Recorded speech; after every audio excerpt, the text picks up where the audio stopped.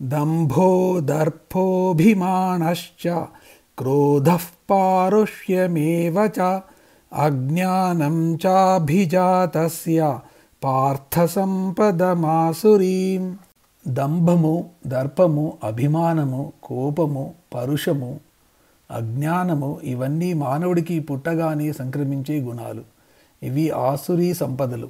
దేవుని మీద భక్తి, శ్రద్ధ, ఏకాగ్రత కలిగిన వారు దైవీ సంపదలను ఎలాగా గొప్పగా భావిస్తారో ఆసురీ సంపదలను దుర్మార్గులు, దుష్టులు, దురాచారులు తమ సంపదలుగా భావిస్తారు.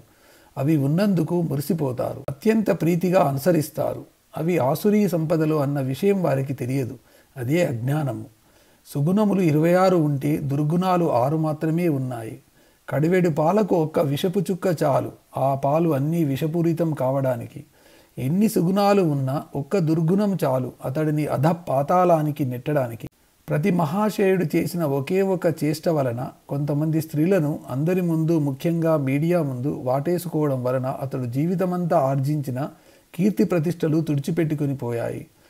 మనలో ఎన్ని సుగుణాలు ఉన్నాయో అని కాదు, ఎన్ని దుర్గుణాలను బయటకి నెట్టేశామో అనేది ముఖ్యం. మంచి మిత్రులు ఎంతమంది ఉన్నా పర్వాలేదు, దుర్మార్గుడు ఒక్కడున్నా చాలు జీవితం సర్వనాశనం అవుతుంది. ఈ ఆసురీ సంపదలో మొట్టమొదటిది దంభము, అంటే కపటము, మోసము.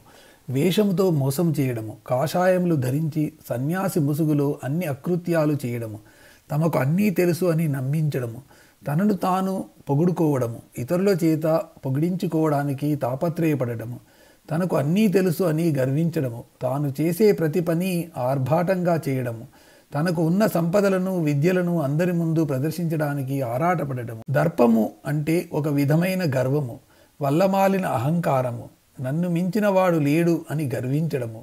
విద్యా గర్వము, అధికార గర్వము, ధనవంతుడు అనే గర్వము, నాకే అంతా తెలుసు అనే అహంకారంతో ఎదుటివారిని కించపరుస్తూ తీసిపారేసినట్లు మాట్లాడటం వీటిలో ముఖ్యమైనవి. అభిమానము, సుయోధనుడు అభిమానమే ధనముగా కలవాడు అంటే అభిమాన ధనుడు అంటారు. ఇది కొంతవరకు మంచిదే కానీ శృతి మించితే పాతాళానికి తొక్కుతుంది. అహంకారమునకు ప్రతిబింబము అభిమానము.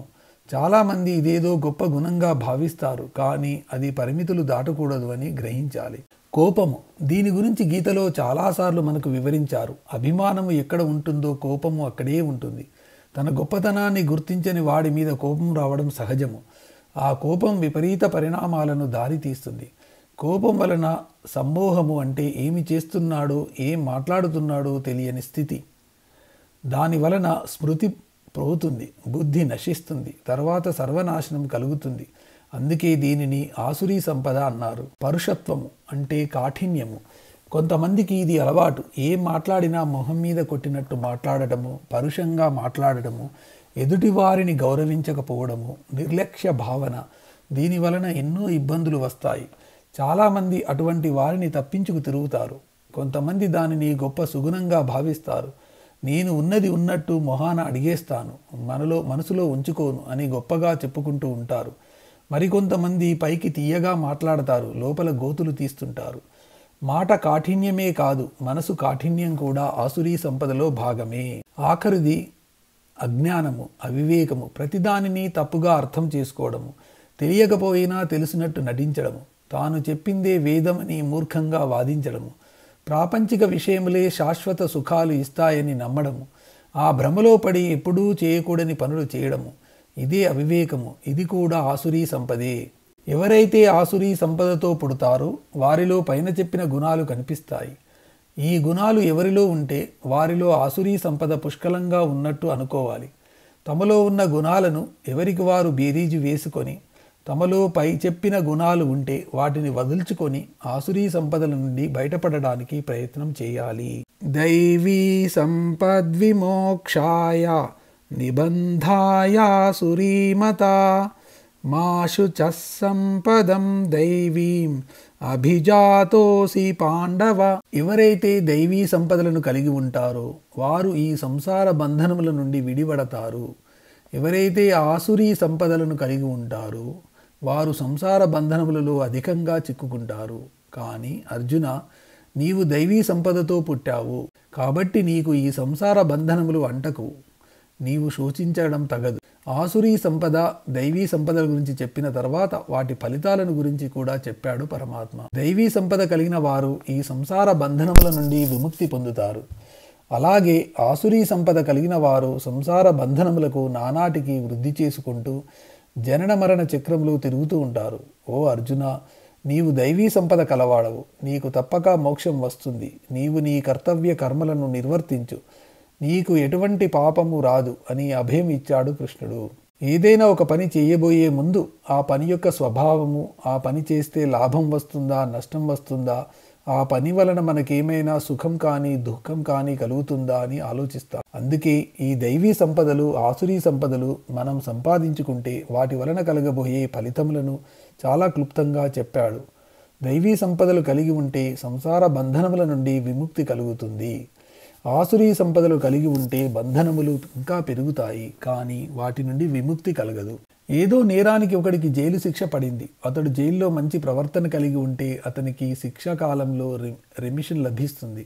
అలా కాకుండా జైల్లో కూడా తగాదాలు పెట్టుకుంటూ నేరాలు చేస్తుంటే అతని శిక్షాకాలం పెరుగుతుంది. ఇది అంతే. ఈ సంసారం ఒక జైలు లాంటిది.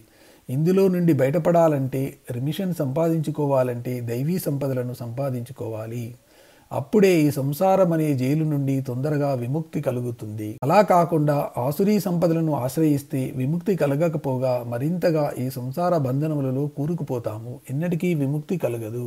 మాషు చహ అంటే నీవు దుఃఖించవద్దు అని అంటున్నాడు. అంటే మనలందరినీ దుఃఖించవద్దు అని ఊరడిస్తూ మనకు మంచి మార్గములను బోధించాడు పరమాత్మ. చెడు మార్గముల గురించి కూడా చెప్పి వాటి జోలికి వెళ్ళవద్దు అని కూడా హెచ్చరిస్తున్నాడు. ఇప్పుడు అర్జునుడితో ఇలా అన్నాడు. అర్జున, నీవు దైవీ సంపత్తితో పుట్టావు. నీకు తప్పక బంధ విముక్తి కలుగుతుంది. నీవు ఏమాత్రం దిగులు పడక అని బోధించాడు.